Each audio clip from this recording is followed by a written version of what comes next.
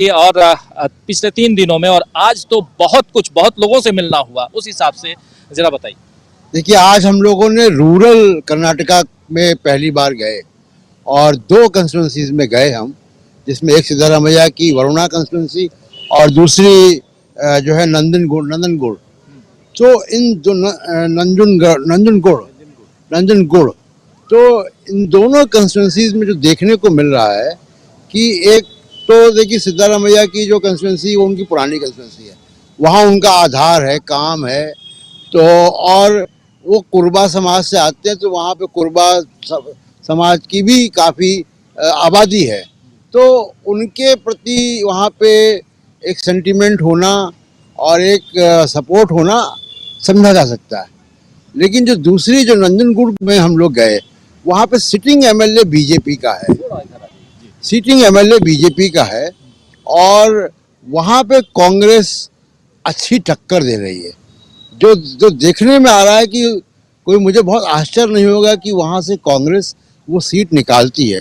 अगर वो सीट निकालती है नंदनगुड़, जो रूरल सीट है, वो स्विंग फैक्टर होगा, कर्नाटक के रिजल्ट का ही स्विंग फैक्टर होगा कि अगर सिटिंग एमएलए हारेगा और वो नया एमएलए कांग्रेस का विधायक जी बनेगा वहाँ से, और वो सीट में का वो रिजर्व सीट है।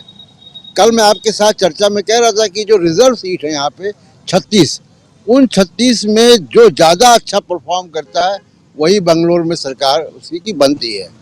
तो ये तो आज का हमको एक सबक मिला। दूसरी एक बहुत इम्पोर्टेंट बात है जो शकील जी कह रहे थे, उनको और कर्नाटक में जो हम फील कर रहे थे, मेरे लिए भी नई बात है कि कर्नाटक में एंटी इनकम्बेंसी सर्वे में आ रहा है 67%।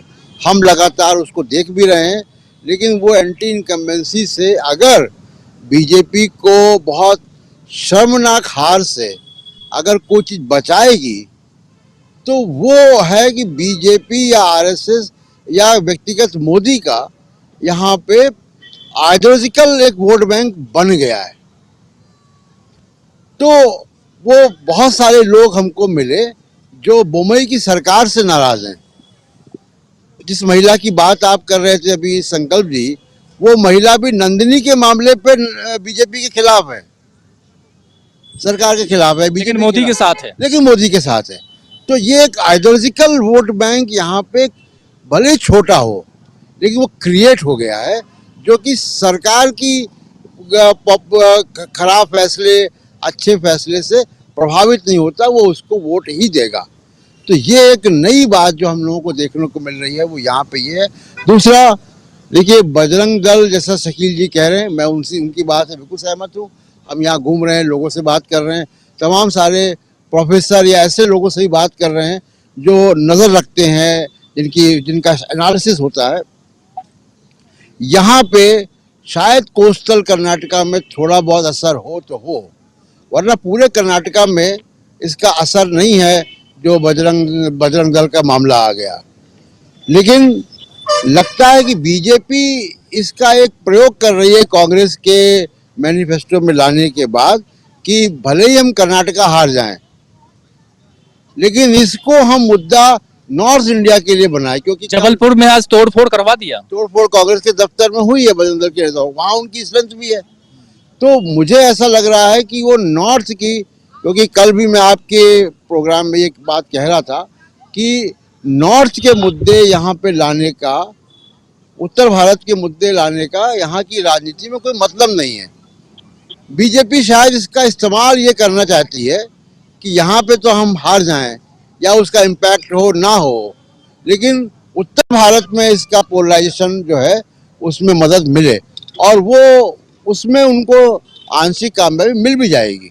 जी, आंशिक लाभ फायदा जो भी कहें वो मिल भी सकता है, लेकिन यहाँ पर बीजेपी एक अलग लेंगे उस एरिया में जाने की जिस एरिया से राहुल गांधी को सजा हुई है, यानी कोलार, और उनकी सदस्यता भी गई वहाँ की वजह से।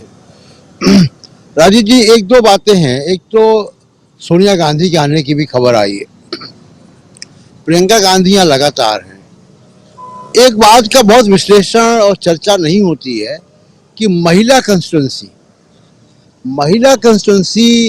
बहुत साइलेंट वोट होता है, बहुत विजिबल नहीं है, बहुत वोकल नहीं है, लेकिन वो 50% है। और बहुत बड़ी सेंध या बीजेपी को जो इतना वोट शेयर है, उसमें बहुत से लोग आकलन करते हैं कि ओबीसी इतना है, फलाना इतना है, सवर्ण 90% है, ये सब आकलन होते हैं। कभी महिला वोट का आकलन नहीं होता है। मेरा उत्तर भारत में जो अनुभव है, वो उत्तर भारत का अनुभव ये है कि बड़ी संख्या में महिला वोटर जो है वो बीजेपी के साथ जा रहा है। और यही वजह रही, आप देखिए कि उत्तर प्रदेश में लड़की हूँ लड़ सकती हूँ, इतना पावरफुल नारा, इतने इवेंट हुए, इतना अग्रेसिव कैंपेन हुआ, लेकिन रिजल्ट नहीं आया उसका वैसे। तो उसका कारण वही था कि महिला वोटर जो है वो बीजेपी के साथ उत्तर भारत में काफी बड़ी संख्या में जाती हैं। यहाँ पे प्रियंका गांधी और सोनिया गांधी अगर आ रही हैं, और यहाँ भी उतने बड़े संख्या में तो नहीं है, लेकिन महिला वोट है, और वो महिला वोट जो है वो बीजेपी को मिलता है। वो अगर इससे जाएगा, और मुझे लगता है कि जाएगा, तो उसका जो कांग्रेस के पास ऑलरेडी एक बढ़त है उसमें एक इजाफा होगा। और अभी जो अंतिम ओवर में हम लोग यहाँ आए हैं, तो उस अंतिम ओवर में कांग्रेस को बाउंड्रीज नहीं मारनी है। बाउंड्रीज मारने में गलतियां होती हैं, कैच पकड़े जाने का खतरा होता है। एक खतरा अभी हम लोगों ने देख लिया। तो बाउंड्रीज नहीं मारनी है। इतनी लीड आपके पास है कि आप, इतना बढ़िया रन रेट है आपका कि आप सिंगल भी लेते रहेंगे और आप निकाल लेंगे मैच को। तो कांग्रेस की रणनीति अब बाउंड्रीज मारने की नहीं होनी चाहिए। उछाल के गेंद मारेंगे तो पकड़े जाएंगे, जैसा बजरंग दल के मामले में पकड़े गए। तो अभी जो चुनाव है अंतिम ओवर का, वो हम लोग जहाँ पे है उसको हम लोग और देखेंगे, लेकिन अभी तक हमारी समझ ये बन रही है कि अंतिम ओवर का चुनाव कांग्रेस की ग्रिप में है और सिंगल्स में काम चल जाएगा।